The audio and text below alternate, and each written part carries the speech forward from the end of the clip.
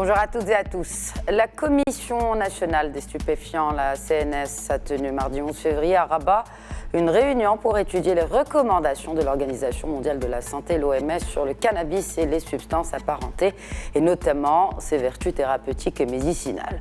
Cette réunion intervient dans le cadre des préparatifs de la 63e session ordinaire de la Commission des stupéfiants des Nations Unies, prévue à Vienne, en Autriche, du 2 au 6 mars prochain. Et on en discute davantage en compagnie du chef de la division de la pharmacie au ministère de la Santé marocain. Bonjour, professeur Mohamed Ouadi Azarhouni. Bonjour. Alors, c'est la première fois depuis l'adoption de la Convention unique sur les stupéfiants de 1961 que l'OMS veut changer sa position sur le cannabis et les substances apparentées. Dans quel contexte intervient ce changement ? Au fait, comme vous venez de le dire, le cannabis est sous contrôle international depuis 1961 avec la Convention des Nations Unies. Et bien sûr, cette convention classe le cannabis dans le tableau 1, qui regroupe des substances stupéfiantes et qui sont à effet nocif et qui sont fortement addictifs et peuvent entraîner un risque élevé d'abus. Par la même occasion, cette convention elle a classé les préparations à base de cannabis et de résine de cannabis dans le tableau 4, qui dit que ces substances n'ont aucun effet thérapeutique. Or, avec l'évolution de la science et l'évolution de la recherche médicale, il s'est avéré que vraiment, il y a pas mal de préparations à base de cannabis qui peuvent être utilisées dans un usage thérapeutique. Et donc, à partir de 2016, l'Organisation mondiale de la santé elle a réuni les experts en la matière pour dire est-ce que c'est possible de revoir le classement du cannabis afin de l'intégrer dans une démarche pour l'usage thérapeutique pour certaines maladies. Et donc, c'est ce qui se passe actuellement, c'est que l'OMS a émis des recommandations pour la commission des stupes à l'échelle onusienne pour qu'elle reclasse le cannabis afin qu'il puisse être utilisé pour un usage thérapeutique. Qu'en est-il justement à l'échelle du Maroc ? Quelles sont les conclusions de cette réunion qui s'est tenue mardi dernier ? Conclusion, le Maroc il s'inscrit dans les recommandations de l'OMS et donc il est pour, à condition de répondre à certains questionnements par rapport aux efforts qui ont été consentis par rapport à la lutte anti-drogue, entre parenthèses, drogue qui dit drogue du cannabis, et aussi concernant aussi le contrôle qui vont venir par la suite. Comment on va contrôler ces substances-là ?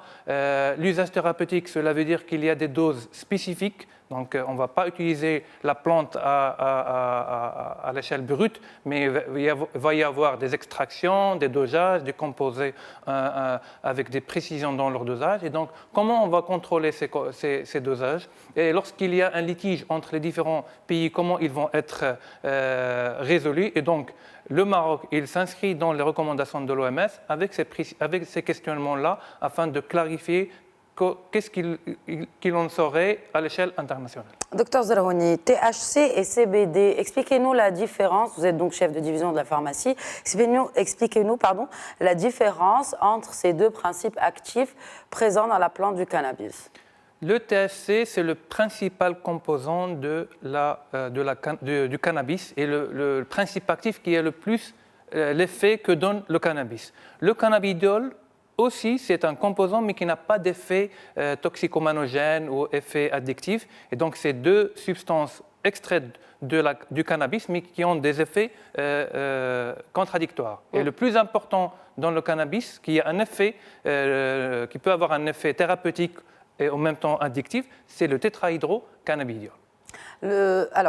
Tétrahydrocannabis. Le THC, donc. Le THC. C'est le principe qui est utilisé pour les traitements. Alors, de quoi s'agit-il ? Quels sont ces traitements ?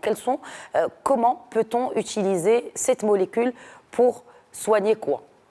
En fait, la recherche elle a démontré que le THC il peut être utilisé pour le traitement de certaines douleurs qui sont réfractaires à certaines thérapies médicamenteuses. Donc, lorsque un malade ne peut pas répondre à certains médicaments pour traiter sa douleur, on peut faire appel à ce THC, mais avec une dose qui ne dépasse pas les 0,2% dans le produit qui contient ce THC.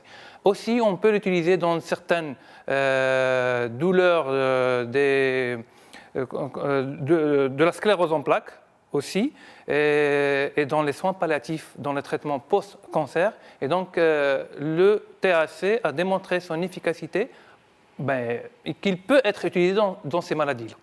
Alors, il peut être utilisé aussi dans des maladies qui sont liées à la psychiatrie, peut-être l'épilepsie. J'ai lu dans certains articles. Est-ce vrai? Oui, le THC peut être également utilisé dans certains cas d'épilepsie qui sont pharmacorésistants au traitement de routine. Très bien. Et donc, normalement, cette molécule-là ne doit être utilisée qu'en dernier recours, c'est-à-dire lorsque le traitement médicamenteux ne répond pas et ne répond plus. Donc, dans ce cas, on peut faire appel à ce THC afin de remédier à la pathologie. Pour le cas du Maroc, au sein du ministère, alors justement, pour changer cette utilisation que l'on connaît tous du cannabis, avez-vous d'abord peut-être fait des études dans ce sens et en l'occurrence des benchmarks par rapport à des pays qui ont commercialisé justement ces actifs pour des fins thérapeutiques? Évidemment, nous avons fait un benchmark pour voir quels sont les pays qui ont légalisé ou dépénalisé l'usage du cannabis. Et donc, comme l'Allemagne, l'Espagne, le Canada, donc ils ont devancé ces pays-là, ils ont devancé en la matière. Et donc, ils ont autorisé l'usage médical de ce produit-là. La France, en cours, elle est en train de mettre des investigations et de la recherche clinique pour démontrer vraiment l'efficacité de ce produit-là. Comment, justement, ces modèles peuvent-ils être appliqués au Maroc? Pour le cas Maroc, justement, qui est producteur? Pour l'instant, la production du cannabis au Maroc, ce n'est pas elle qui pourra faire l'objet d'un usage médical. Parce que là, quand on parle d'usage médical, on parle d'une concentration bien précise. Or, pour enlever l'amalgame, justement. Tout à fait. Or, le cannabis qui est utilisé au niveau du Maroc, il contient de fortes doses de THC. Et donc, on doit revoir la façon dont on cultive le cannabis, dont on fait les extractions, etc. Et donc, il y a tout un processus derrière qu'il doit être travaillé afin de rendre notre cannabis peut-être utilisable à l'échelle thérapeutique. Et si on disait peut-être utilisable, c'est à quel terme? À court, moyen ou long terme, selon vous?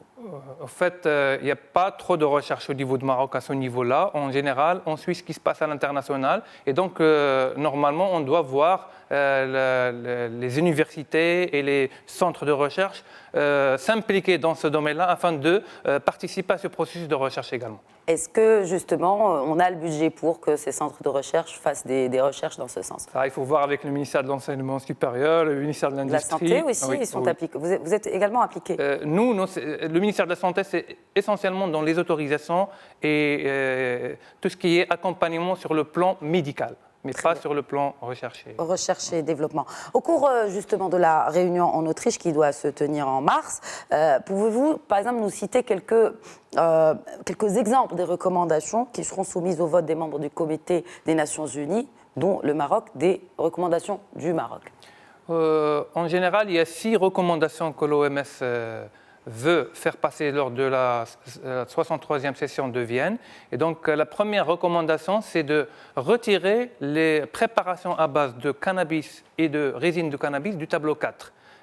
D'accord? Et donc, puisque le tableau 4, il cite les produits stupéfiants qui n'ont pas de valeur thérapeutique. Or, actuellement, on sait que les préparations à base du cannabis, c'est-à-dire le THC, ils ont un effet thérapeutique. Donc là, on ne fait qu'enlever l'ambiguïté, c'est-à-dire on déclasse les préparations pour dire qu'effectivement, ils ont un effet thérapeutique. Deuxième recommandation, c'est de reclasser un produit qui est toujours dans le cannabis, c'est le dronabidiol, qui est actuellement reconnu comme psychotrope, alors que lui, il a un effet de stupéfiant. Donc on va le reclasser du tableau des psychotropes pour le rendre dans le tableau des stupéfiants, pour lui faire subir les contrôles à l'échelle internationale des stupéfiants. Très bien, merci beaucoup, Dr Zerhouni, d'avoir répondu aux questions de Médiane TV et pour vos éclairages. C'est moi. Merci de nous avoir suivis. Très bonne suite des programmes sur notre antenne.